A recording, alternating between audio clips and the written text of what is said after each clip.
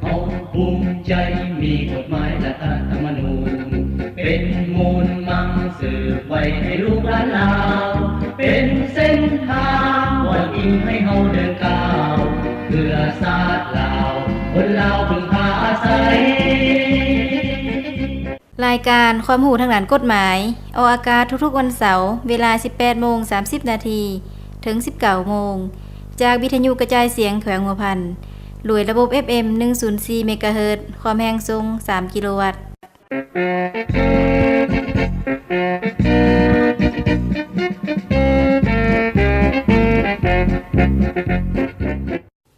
สวัสดีท่านผู้ฟังที่เคารพขอต้อนรับท่านผู้ฟังเข้าสู่รายการข้อมูลกฎหมายจากสถานีวิทยุกระจายเสียงแขวงหัวพันโดยระบบ FM 104 เมกะเฮิรตซ์ซึ่งในมื้อนี้พงเพชรรับหน้าที่เป็นผู้ดำเนินรายการตลอดระยะ30นาทีซึ่งรายการของเฮามันจะออกอากาศทุกๆวันเสาร์เวลา 18:30 นาทีถึง 19 โมงกับรายการข้อมูลและกฎหมายซึ่งรายการของเฮาก็จะได้นำเอาสาระน่ารู้เกี่ยวกับบรรดากฎหมายต่างๆมาซับเป็นองค์การบรรณาธิการได้รับฟังนำกันและนอกจากนี้แล้วผู้ดำเนินรายการก็จะได้นำเอาข่าวๆการเคลื่อนไหวของแผนกยุติธรรมแขวงหัวพันของเฮามานำเสนอท่านฟังได้รับรู้นำกันและก็ยังมีสิ่งที่น่าสนใจมานำเสนอท่านฟังได้รับฟังนำกันเต็มอีกเจ้าท่านฟังที่ฮักแพงซึ่งในระยะนี้ก็เป็นส่วนที่ว่าพวกเฮาห่างหากะเกี่ยมกันสร้างผลงานเพื่อคณะภาพตอนบุญบรรษาต่างๆที่จะหมุนเวียนมาฮอดนั่นก็คือบุญเกี่ยวกับหีของประเพณีของพวกเรานั่นเองที่พวกเฮาได้เคยสืบทอดกันมาแต่ดึกดำบรรพ์นั่นเองก็คือบุญสวงเหือนั่นเองท่านฟังก็คือบุญสวงเหือแล้วก็บุญออกพรรษานั่นเองท่านฟังซึ่งในวันนี้พงเพชรก็จะได้นำเอาเกี่ยวกับข่าวการเคลื่อนไหวของแผนกยุติธรรมแขวงหัวพันและเนื้อกฎหมายมานำเสนอท่านฟังเลยครับฟังนำกัน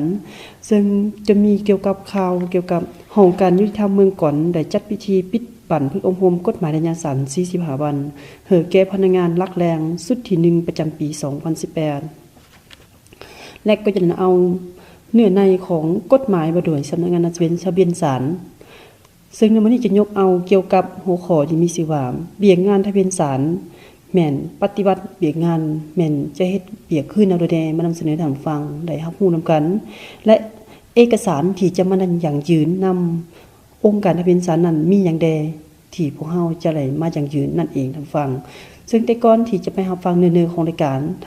ผู้ดำเนินรายการที่ท่านฟังได้ไปรับฟังเพลงจากทางรายการของพวกเฮาซะก่อนแล้วจึงกลับเข้ามาสู่เนื้อของรายการกันต่อ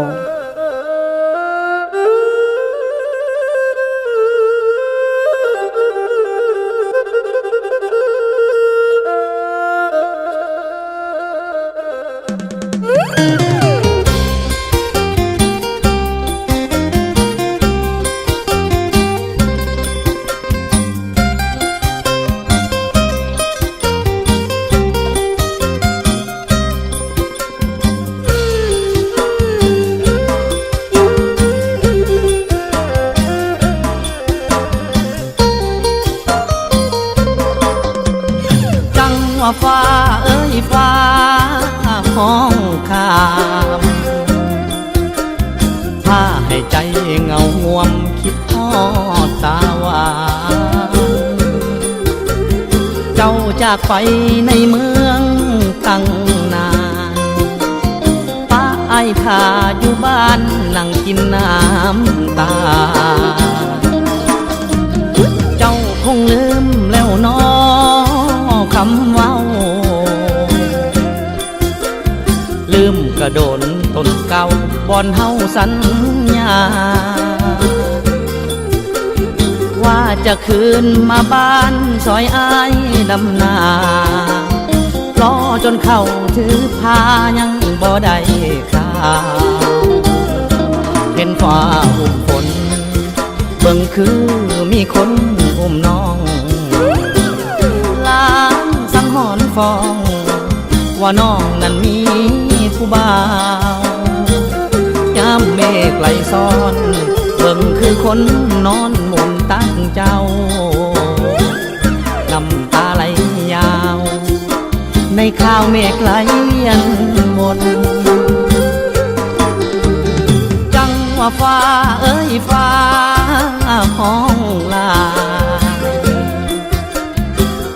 ยันน้องเปลี่ยนใจคือฟ้าสั่งฝนเห็นฟ้าหยิกคิ้วไอแห้งเป็นห่วงหน้ามนเห็นฟ้าอุ้มคนเบิ่งคือคนอุ้มน้อง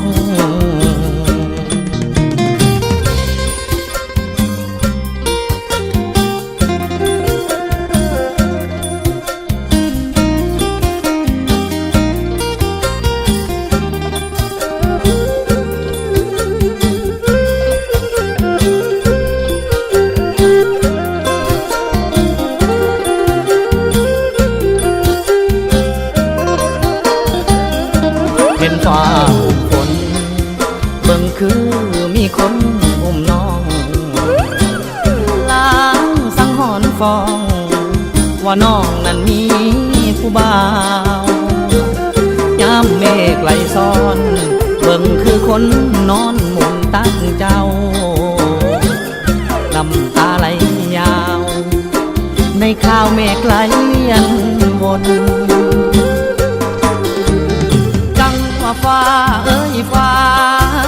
ห้องลายให้ยันน้องเปลี่ยนใจคือฟ้า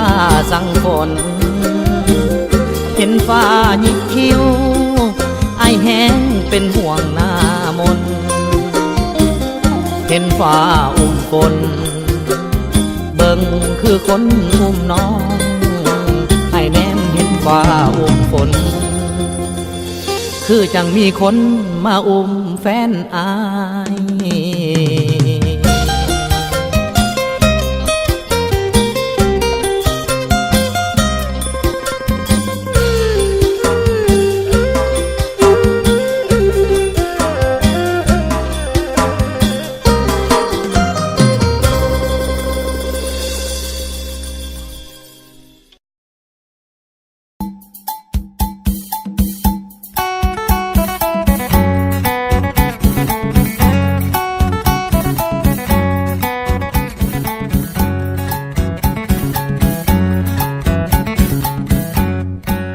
โอ้ยผูกเจอเด้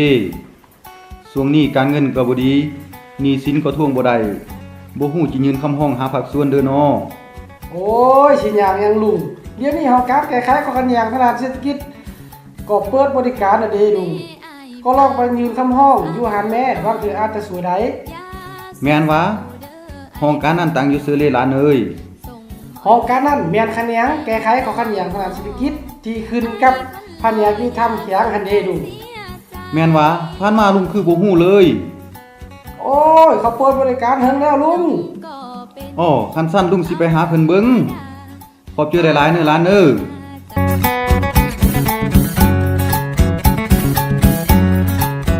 แม่นแล้วข้อขัดแย้งทางด้านเศรษฐกิจและการค้าทุกประเภทที่คู่กรณีมีความสมัครเจอนำไปแก้ไข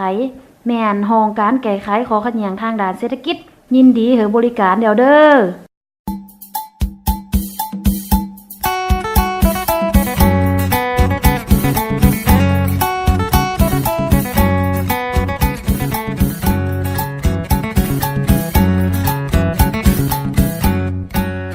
เจ้าท่านฟังที่ฮักแพง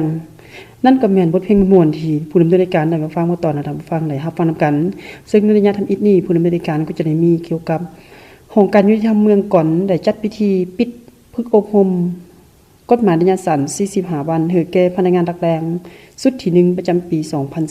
2018ในวันที่28กันยายน2018นี้องค์การยุติธรรมเมืองก่อนได้จัดพิธีปิดสุดอบรมกฎหมายระยะสั้น45วันขึ้นอยู่ที่สโมสรของเมืองโดยภายเตอกันเป็นประธานของฐานไมคำพิมพ์สอนกรรมการพรรคแข็งเลขาพรรคเมืองเจ้าเมืองก่อนเป็นเกณฑ์ของห่วมของฐานสมพรอินคาบิไดหัวหน้าแผนกยุติธรรมแข็งมีบรรดาฐานแขกตึกเซินคณะรับผิดชอบครูอาจารย์และนักอบรมเข้าห่วมอย่างพร้อมเพรียงในพิธีดังกล่าวฐานแสงบรรเพงบุญดือไตหัวหน้าของการยุติธรรมเมือง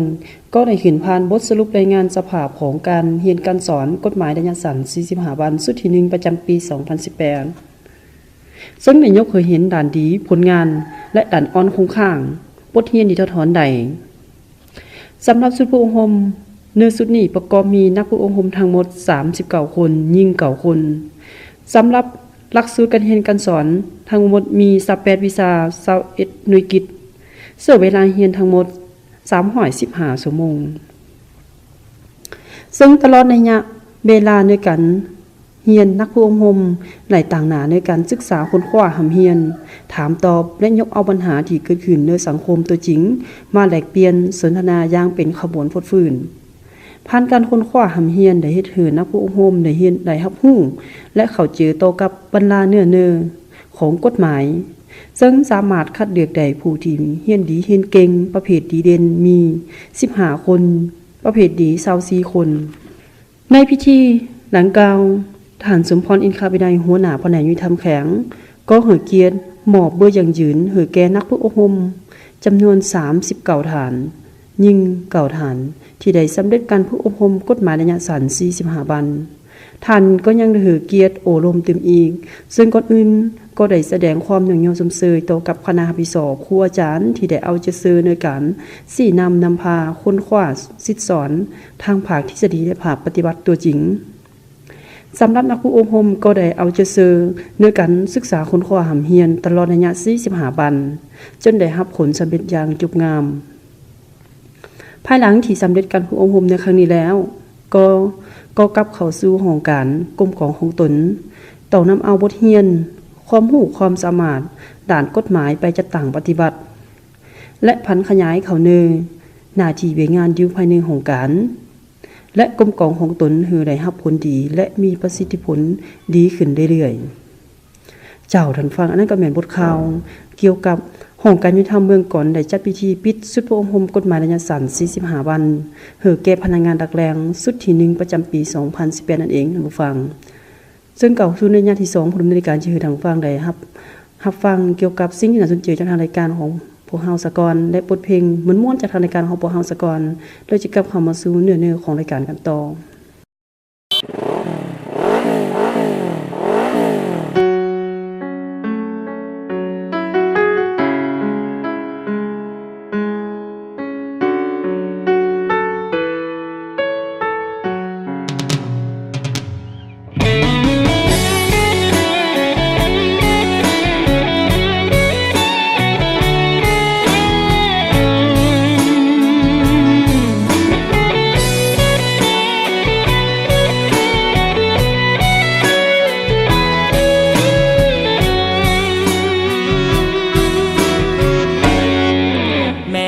บ่มักอายบ่อนใดคือบ่ให้เป็นเคยจักทีเงินคำของอายก็มีพอแต่ละทีมีแต่ลับตาสั่งมีหลายแนวที่แม่บ่มักอายถ้าเว้าไปอายคงบ่อยากฟังเว้าลดหนาบ่เป็นหยังดอกนาสิตั้งใจฟังและเปลี่ยนแปลงตัวเอง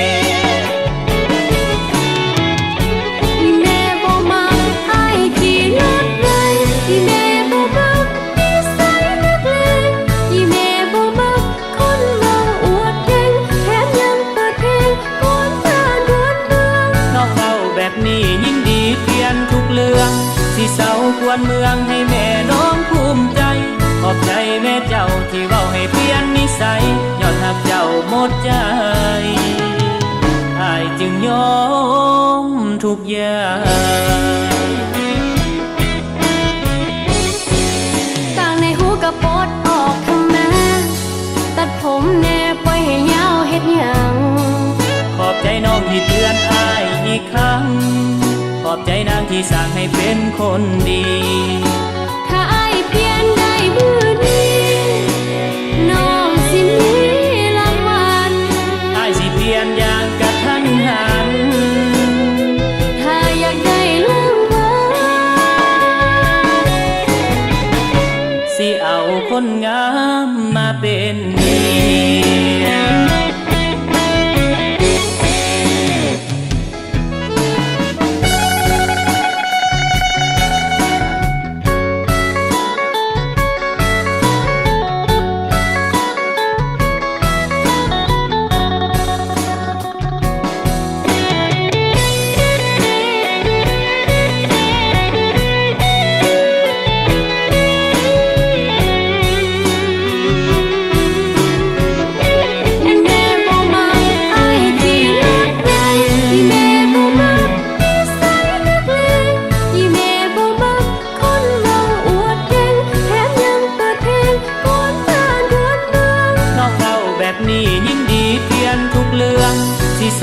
านเมืองให้แม่น้องภูมิใจขอบใจแม่เจ้าที่เว้าให้เปลี่ยนนิสัยยอดหักเจ้าหมดใจอ้ายจึงยอมทุกอย่างต่างในหูกระปดออกทำแม่ตัดผมแน่ปล่อยให้ยาวเฮ็ดหยัง ขอบใจน้องที่เตือนอ้ายอีกครั้งขอบใจนางที่สร้างให้เป็นคนดีถ้าอ้ายเปลี่ยนได้มื้อนี้น้องสิมีรางวัลอ้ายสิเปลี่ยนอย่างกระทันหันถ้าอยากได้รางวัลสิเอาคนงามมาเป็นเมียแม่นผู้ใดบอกเอาเดี๋ยวว่าสิให้รางวัลเนาะเอาเสียวดอกให้ก็ได้ไหมดอกกุหลาบดอกว่า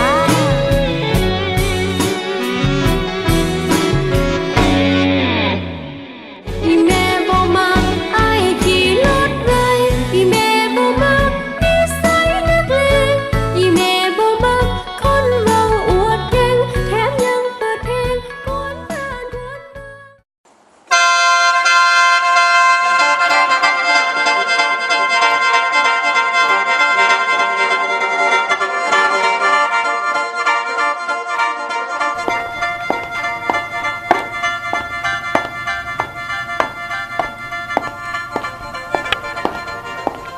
น้อยอยู่เฮือนบ่ไปโรงเรียนไปลูกไปโหลดเอ็มบ่เหอะมันไปโรงเรียนแล้วเอ็มสิเหอะมันเอาโรงเรียนเอาน้องเหอะเอ็มแก้วโตไปสาตอนนี้ไปคอยที่บ่ได้ไปโรงเรียนแล้วเอ็มเฮ็ดเลยคือมันออกโรงเรียนอีน้อยมันก็เรียนเก่งเด้อเป็นเด้อเอ็มจึงบ่หือมันไปโรงเรียนเอ็มยุ่งหลายบ่มีเพิ่นเอาน้องเหอะเอ็มไปให้ว่าหามเรียนก็พอแล้วเงินค้ำก็บ่มีเด้ผู้หญิงเรียนไปก็บ่ฮอดกันเลยหรอก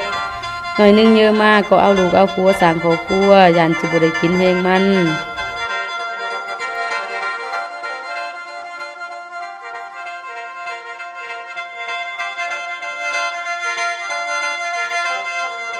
อิงตามกฎหมายแล้วบ่ว่าจะเป็นหญิงชายแม่นมีสิทธิ์เท่าเทียมกันในการศึกษาหามเรียนฉะนั้นพ่อแม่ผู้ปกครองต้องให้โอกาสให้สิทธิ์เท่าเทียมกันต่อลูกหญิงลูกชายในครอบครัว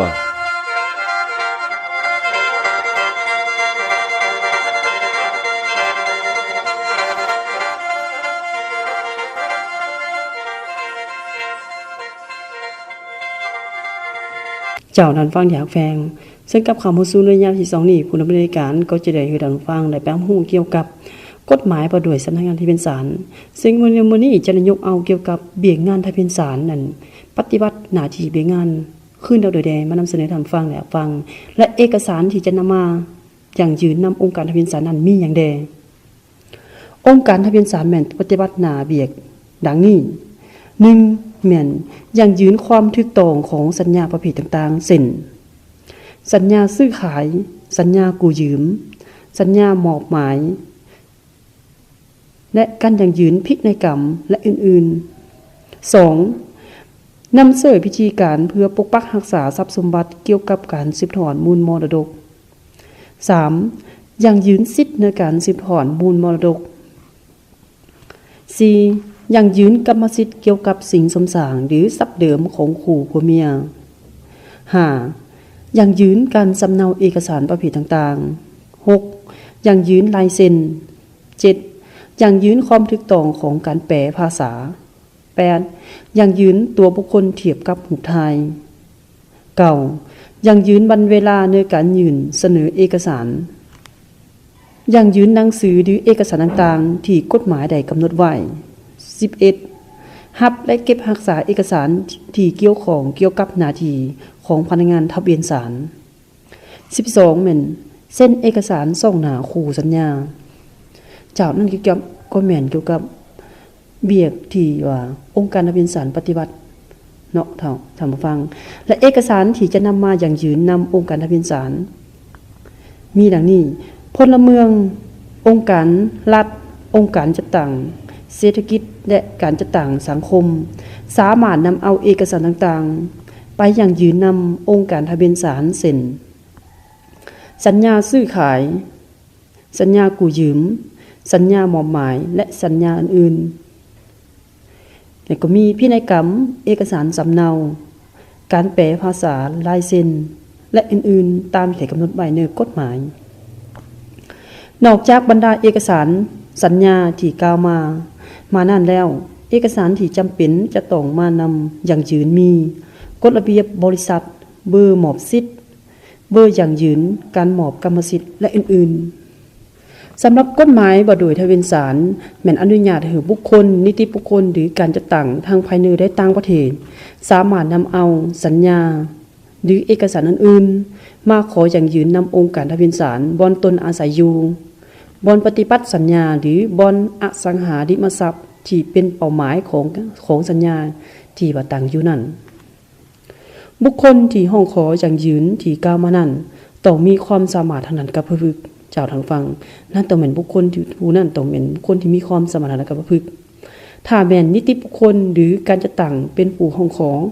ต้องดำเนินโดยผู้ตั้งหน้าที่ถูกต้องตามกฎหมายหรือตั้งหน้าตามการมอบสิทธิ์ของนิติบุคคลหรือการจัดตั้งดังกล่าวนั้นผู้ห้องขออย่างยืนมีพันธะดังนี้ 1. เสนอสัญญาเอกสาร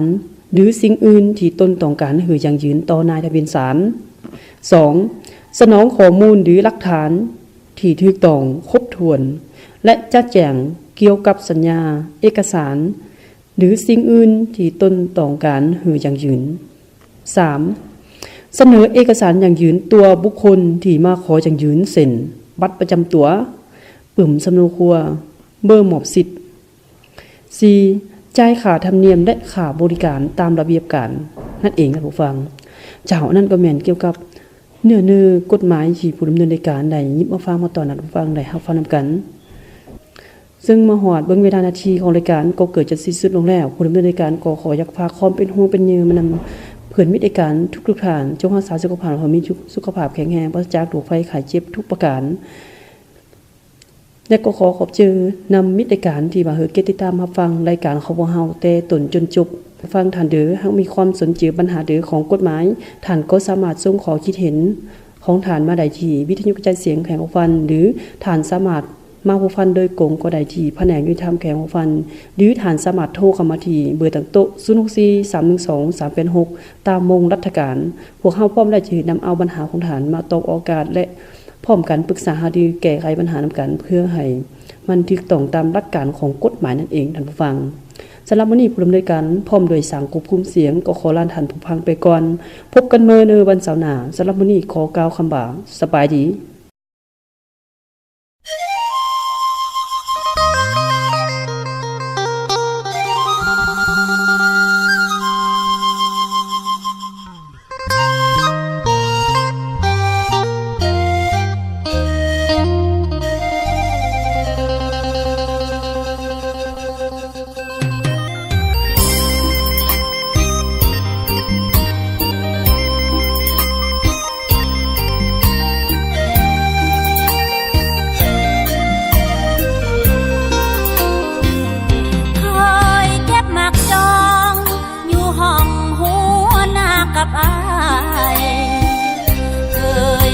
มาขายกับอายอยู่ป่าแคมป์น้องคอยคำลงแรงยามแสงเดือนส่องเฮืองห้องสองเฮาเคยไต่กระบองอายพาน้องไปเยืองแมงจุดจีบัดนี้เจ้าไปแดนไกลสู่เมืองเฮืองพุ่งไปอยู่เมืองกรุงเฮืองหุ่งด้วยไฟแสงสีเจ้าคงหลงไหลลืมแสงไฟกระบองหิบทีลืมแล้วเจ้าแมงจุดจีจึงปล่อยน้องนี้เป็นบ้าลงคอยน้ำตาไหลย้อยลงคอยที่หัวหน้าเก่าใต้ต้น เศร้าเงาง้อยยินเสียงลมแบ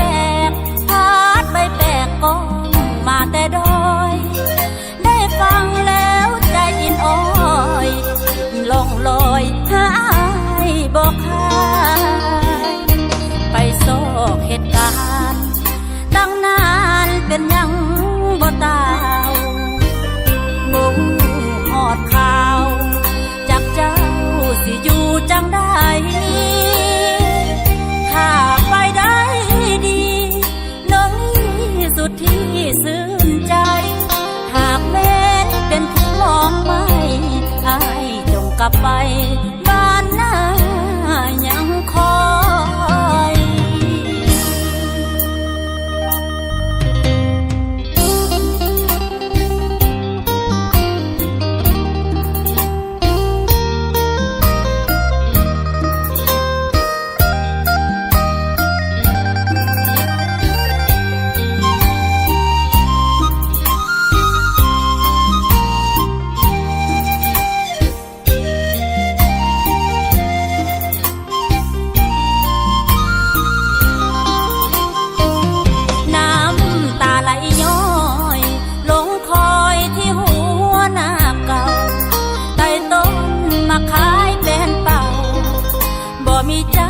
สุดเศร้าเงาง้อยยินเสียงลมแบกพัดใบแปลกก้องมาแต่ดอยได้ฟังแล้วใจอินอ้อยล่องลอยหาอ้ายบอกหายไปโศกเหตุการณ์ตั้งนานเป็นยังบ่ตาวบ่ฮอดข่าวจากเจ้าสิอยู่จังได้ถ้าไปได้ดีน้องนี่สุดที่ซื่นใจหากแม้นเป็นผู้มองไม่อ้ายจงกลับไปบ้านหน้ายังคอย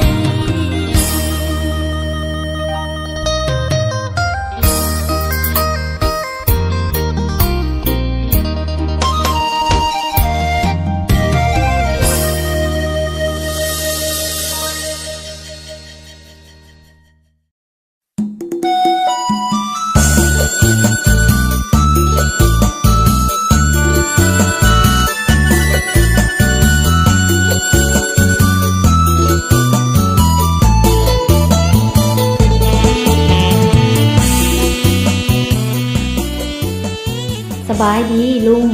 สบายดี ลุงอยากมาพัวพันเดียกันเด้อบ่ อยู่นี่แม่นของการศาลยุติธรรมบ่ นี่แม่นแผนกยุติธรรมแข็งเด้อลุง โอ้ปีนี้ลุงเรียนจบม.7 แล้ว พอดีว่าอยากไปเรียนต่อวิชาชีพลุงเลยมาพัวพันเอาเบอร์แจ้งโทษให้ลุง อ๋อบ่เฮ็ดเบอร์แจ้งโทษแม่นอยู่3เป็นส้นแข็งเฮอลุงไปพัวพันเอาอยู่พุ่นเด้อ โอ้แม่นอ้อผ่านมาลุงก็บ่ฮู้ลุงคิดว่ายังแม่นศาลยุติธรรมลุงจึงมาหาอยู่นี้คันสั้น